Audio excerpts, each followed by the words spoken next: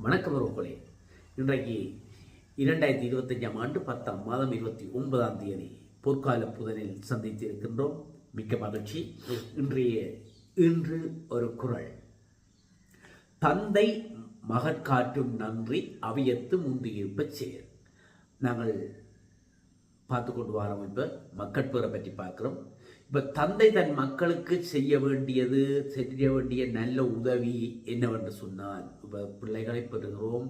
பெற்ற பிள்ளைகளுக்கு அந்த தந்தை அவர்களுக்கு செய்ய வேண்டியது என்னவென்று சொன்னால், அவர்களை அறிஞர்களாக அவையிலே புகழுடன் விளங்குமாறு ஆக்குதலே ஆகும். அவர்களை ஒரு அறிஞர்களாக, அதாவது கல்வியை புகட்ட வேண்டும், என்ன கல்வி ஊட்ட வேண்டும், கல்வி கற்க விட வேண்டும். அவர்கள் கல்விமான்களாக ஆக வேண்டும். கல்விமான்களாக ஆகி அவர்கள் அவையிலே புகழுடன் இருக்க வேண்டும். புகழுடன் விளங்குமாறு ஆக்குதலே அந்த தந்தையினுடைய கடமை என சொல்லப்படுகிறது. அதுதான் சொல்லப்படுகிறது, தந்தை மகற்காற்றும் நன்றி அவையத்து முந்தியிருப்ப செயல். அந்த அவையிலே, அந்த சபையிலே அவரை முன்னிற்க புகழுடன் விளங்குமாறு செய்தல் தான் ஒரு தந்தையின் தன்னுடைய பிள்ளைகளுக்கு செய்ய வேண்டிய ஒரு செயல் என உங்களுடைய வள்ளுவ பெருமான் மிக அழகாக சொல்லியிருக்கிறார். சரி, நாங்கள் குறளுடன் செய்திகளில் இணைந்து கொள்வோம். இன்றைக்கு செய்தி யாழ்ப்பாணம் என்று சொன்னால் தேன் சுவை ஊறும் என்று சொல்லி ஒரு பழைய பாடல் இது.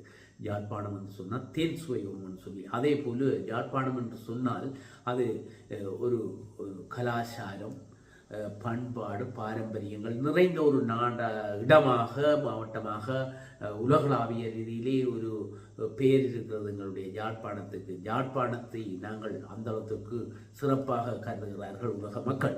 அந்த வகையில் உலகத்தில் ஒரு சிறந்த நகரங்களில் ஒன்றாக, சிறந்த நகரங்களில் உலகத்திலே இடம் பிடித்திருக்கிறது என்று சொன்னால் அது மிகையாக தான் எங்களுக்கு. எங்கள்கிட்ட யாழ்ப்பாணம் அந்த அளவுக்கு பேர் போய் இப்போ நாங்கள் அதை சிந்திப்பதே இல்லை. அது எல்லாருக்கும் பழக்கம். பக்கத்தில் இருக்கிற கோயிலுக்கு நாங்கள் போக மாட்டோம். ஆனால் எங்கேயோ இருந்து கோயிலுக்கு வருவார்கள். அந்த அளவுக்கு தான் எங்களுடைய சிறப்பை நாங்கள் அறிந்து கொள்வதில்லை. ஆனால் 2026ஆம் ஆண்டில் ஆண்டு உலகில் பார்வையிடக்கூடிய சிறந்த நகரங்கள் 2026ஆம் ஆண்டு ஒரு சிறந்த நகரம் என யாழ்ப்பாணத்தை சொல்லியிருக்கிறேன். யாழ்ப்பாணத்தை பேரிட்டிருக்கிறோம்.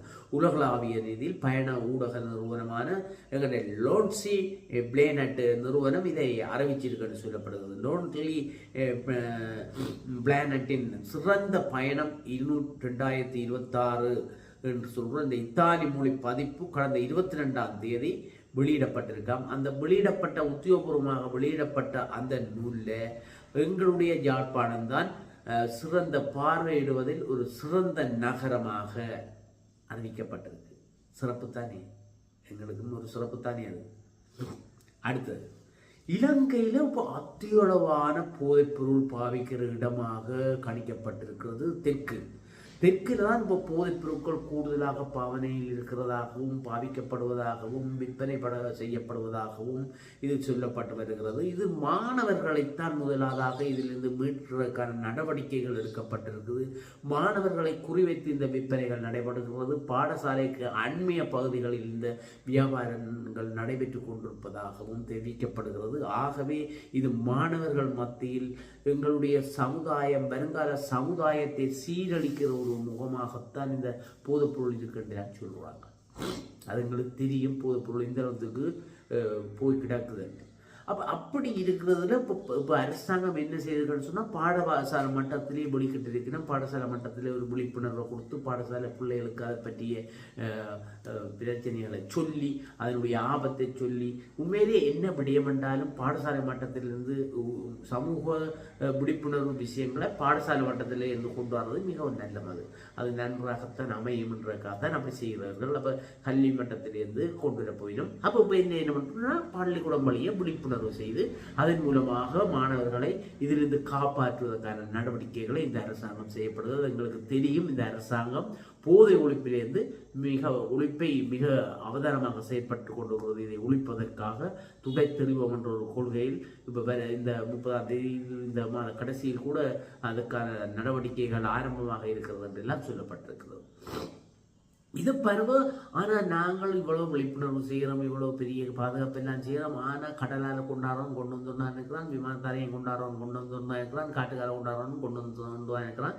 எங்கேருந்து வருது யார் விடுறான் என்று கூட தெரியாத ஒரு கட்டத்தில் நாங்கள் இருக்கிறோம். இப்போ பாருங்க, நேற்று கனடாவிலிருந்து கூட விமானத்தில் 18 கிலோவை எவ்வளவோ துணிவாக ஒரு பெண் கொண்டு வந்திருக்கிறா. ஒரு 21 வயது பெண், யோசிச்சு பாருங்க, அவ்வளோ இளம் பெண் அந்த விமானத்தில் கனடாவிலேருந்து இலங்கைக்கு கொண்டு வந்திருக்கிறா. அந்த கஞ்சாவை போதைப்பொருள் கஞ்சாண்டா தெரிஞ்சிருங்க, போதைப்பொருளை கொண்டு வந்திருக்கிறார். போதைப்பொருளை கொண்டு வரான்ட்டு சும்மாவே. ஆனால் 18 கிலோ, 18.5 கோடிக்கு மேலே பொறுமதியானவரு அதை கொண்டு வந்திருக்கிற கோடிக்கணக்கில் வசூல் உழைக்கிறாங்க. பாருங்கள், இளம் பெண்கள் இவ்வளவு துணிந்து எங்களுடைய சமுதாயத்தை சீரழிப்பதற்காக, இந்த பணத்திற்காக எத்தனை வேலைகளை எல்லாம் செய்கிறார்கள். இவர்கள் உண்மையை களையப்பட வேண்டியவர்கள் தான். அரசாங்கத்துக்கு அனைவரும் ஒத்துழைப்பு கொடுக்க வேண்டும், அதுதான் முக்கியம். அதை செய்து எங்களுடைய நாட்டை ஒரு உண்மை போதை ஒழிப்பு திட்டத்தில் வெற்றி அடைய வேண்டும். போதை என்ற ஒரு விடியமே தெரியாமல் இந்த நாட்டுக்கு வர வேண்டும் என்று சொல்லி நாங்களும் மாற்றிக்கொள்வோம். மற்றது எங்கள்கிட்ட இந்த சாரதி மேல் போதைப்பொருள் பாவிக்கிறது, எங்கள்கிட்ட மது பாதவிச்சிருந்தால் உடனே கண்டுபிடிச்சிடுவாங்க, ஊத சொல்லுவாங்க, மணக்கம் பலூனை கொடுத்து ஊத சொல்லுவாங்க, தெரியும். அப்படி பல விஷயமாக இந்த மது பாவனையில் இருக்கிற சாரதிகளை கண்டுபிடிச்சிடலாம். ஆனால் அந்த போதைப்பொருளை பாவிச்சிருக்கிறானோ பாவிக்கிறோன்னு கூட தெரியாது. அவங்களுக்கு எப்படி தெரிகிறான்ற ஒரு பிரச்சனை இருந்தது, அதில் ஒரு சிக்கல் இருந்திருக்கு. அதால் பெரிய கஷ்டப்பட்டு இருந்திருக்கிறாங்களே, இது என்ன செய்யலாம்டா போதைப்பொருளை பாவிக்கிறதுன்னு சொல்லி. இப்போ அவர்கள் என்னென்னு சொன்னால், இப்போ மருத்துவ பரிசோதனைக்கு ஆக்களை பிடிச்சி கைது செய்யலாம். எவ்வளவு பாவிச்சிருக்கிறேன், எத்தனை கிராம் பாவிச்சிருக்கிறோம், கணக்கை பாவிச்சிருக்கிறோம், எவ்வளவுக்கு மேலே பாவிச்சு கைது செய்யப்பட வேண்டும் என்ற ஒரு திட்டங்கள் எல்லாத்தையும் கொண்டு வந்து அந்த பரிசோதனை செய்து கைது செய்வதற்கு இப்போ அமைச்சரவை கைது அனுமதியும் வழங்கிட்டது. அப்போ இனி அனுமதி வழங்கினா இனி கஷ்டம் தானே. அப்போ அவர்களும் கைது செய்கிற நடவடிக்கைகளை அவர்கள் போலீசார் எடுப்பார்கள். அப்போ கவனமாயிருங்கோ. போதைப்பொருள் பாவிச்சா வெளியில் தெரியாது தானே, மணக்காது தானே, டெஸ்ட் பண்ண மாட்டோம் விட்டுருணும்னு சொல்லி அப்படி சிவாட்டா இருந்தவங்க போடலாம் அப்படின்னு யோசிக்காதீங்கோ. இப்போ அதுவும் சந்தேகம் வந்து அவர்களை உண்டான மருத்துவ பரிசோதனை செய்து அவர்கள் எவ்வளவு பாவித்திருக்கிறார்கள், அதிகூடமாக பாவித்திருக்கிறார்கள், அந்த கட்டுப்பாட்டுக்கு மேலாக பாவித்திருக்கிறார்களா, கைது செய்யக்கூடியவர்களாக இருக்கிறார்களா சொல்லி கைது செய்யக்கூடிய ஒரு அனுமதியையும் அமைச்சரவை வழங்கி இருக்குது. மற்றது நெடுஞ்சாலைகளில், அதிவேக நெடுஞ்சாலைகளில் அதிக விபத்துக்கள் நடைபெறுகிறது, அடிக்கடி விபத்துக்கள் நடைபெறுகிறது. இப்போ அரசாங்கம் ஒன்று சொல்லி இருக்குன்னு சொன்னால், இந்த அதிவேக சாலைகளில் பயணிக்கின்ற வாகனங்களின் சாரதிகள் மட்டுமல்ல, முன்னாக்கள் மட்டுமல்ல, பின் சீட்டில் எத்தனை பேர் இருக்கிறார்களோ அத்தனை பேரும் பாதுகாப்பு சீட் பெல்ட் அணிய வேண்டும். அணியாமல் விட்டால் அது தண்டனைக்குரிய குற்றம் என்று சொல்லி அறிவித்திருக்கிறார்கள். ஆகையினால் பயணிகள் கவனமாக இருங்கோ. பின் சீட்டில் இருக்கிறவர்களும் அனைவரும் சீட் பெல்ட்டை பாவித்து உங்களுடைய பயணத்தை தொடர வேண்டும் என்று கேட்டுக்கொள்கிறோம். இது உண்மையிலே எங்களுடைய நன்மைக்காகத்தான் என்றதை மட்டும் யோசிங்கோ. அரசாங்கமோ அல்ல போலீசாரோ தங்களுடைய அவர்களுக்காக நாங்கள் இதை செய்ய வேண்டாம், எங்களுக்காக செய்ய வேண்டும் என்று நாங்கள் கேட்டுக்கொள்கிறோம். மற்றது இந்த செவ்வந்திக்கு ஹீரோயின் இருக்கிறதானே, அவ பற்றி கதையாமல் விட்டாலும் பிரச்சனையாக கிடக்கும். இப்போ ஏன்னு தொடர்ந்து வந்து இருக்கு.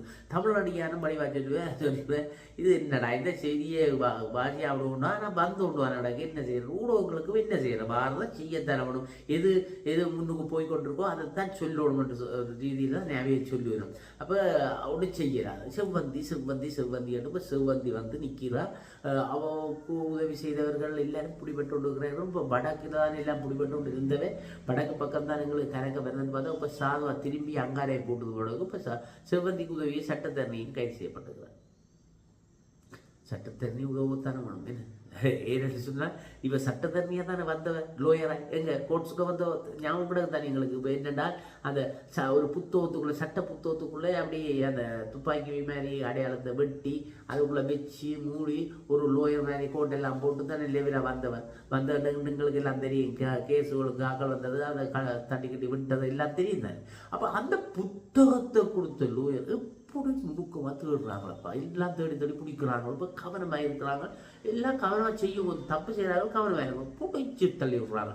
புத்தகத்தை கொடுத்ததுலேயே இப்போ பிடிச்சாச்சு. புத்தகத்தை பிடிச்சது மட்டுமில்லை, அவருக்கு ஐசி செய்து கொடுத்துக்கணும். போலி ஐசி என்ன சட்டத்தை நீ ஐசியை காட்டுக்கொண்டா கரைஞ்சியല്ലോ, போலி ஐசியை செய்து கொடுத்து இப்போ அவரை அந்த சட்டத்தை நீ இப்போ போலி ஐசி செய்து கொடுத்துக்கூடா.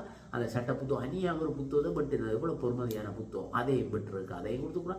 இப்போ அவவும் பிடிச்சாச்சு. இப்போ பிடிச்சி வச்சுருக்கு, இனி விசாரணைகள் நடக்கும். இதுக்குள்ள ஒரு நுணுக்கமான ஒரு விஷயத்தையும் சொல்லியிருக்கணும். என்னென்னு சொன்னால் சுவாரஸ்யமான ஒரு விஷயம்தான், ஆனால் சிந்திக்க வேண்டிய விஷயம் என்னென்னு சொன்னால் அந்த சட்ட புத்தகம் இருக்குதானே, இந்த சட்ட புத்தகத்தை ஓப்பன் பண்ண விரிச்சு தானே அதை வெட்டணும், ஒரு இடத்தை விரிச்சு வெட்டணும். அந்த இவன் முதல்ல அப்படி விரிக்க 291 பக்கம் வந்ததான் பாருங்க. இது சுவாரஸ்யம் ஆனால் சிந்திக்க வேண்டிய அந்த 21 பக்கத்தில் பாதிச்சிருக்கிறோம். அந்த 21 பக்கத்தில் என்ன கிடந்துன்னு சொன்னால் கிரிமினல் குற்றங்கள் என்ற தண்டனைகள் என்னென்று கிடந்த புத்தகம் அந்த பக்கமாக அது பாருங்க. இவ்வளவு அந்த கடவுள் காட்டியிருக்கிறாரோ, புத்தகமானும் காட்டியிருக்கிறாரோப்பா, இதுக்கு போனீங்கன்னா இவ்வளோ தண்டனை பெறும், கவனமாக இதை பார்த்துட்டா திருந்து கொண்டு காட்டினாங்க தெரியாது. அவர்கள் விரித்த அந்த 291 பக்கத்தில் கிரிமினல் குற்றங்களுக்கு இவ்வளோ தண்டனை கண்ணா மட்டும் இருந்தான். அதையும் அதை வாசிக்கலையோ தெரியாது, இப்படியோ சரியே ஒரு சுவாரஸ்யமாக இவ்வளோ நுணுக்கமாக பார்த்து அரைஞ்சு சரியாக வெளியிடுகிறோம், அதுதான் முக்கியம். அப்போ அப்படியெல்லாம் வெளியிட்டு இருக்கிறோம். ஆகையினால பாருங்க ஒரு செய்திகள் எப்படி வந்திருக்குன்னு, சிவந்திக்கு உதவினவர்கள், சிவந்தியோடு தொடர்பட்டவர்கள், இன்னும் இப்போ சிவந்தியின் தொடர்புகள்லாம் போய் கொண்டிருக்கு. மற்றவர்கள்ன்ற கதையை காணையில நீ அப்போ மற்றவர்கள்ட கதைகள் இவ்வளோ காலம் செல்ல போதும், எப்படி வரப்போதுன்னு தெரியல, பொறுத்திருந்தான் பார்க்க வேண்டும். ஆகையினால் இத்துடன் நாங்கள் இந்த செய்திகளை நிறைவு செய்து கொண்டு மீண்டும் இன்னொரு காணொளியில் உங்களை சந்திக்கும் வரை விடைபெற்றுக் கொள்வது உங்கள் அன்பின் முருகன். நன்றி.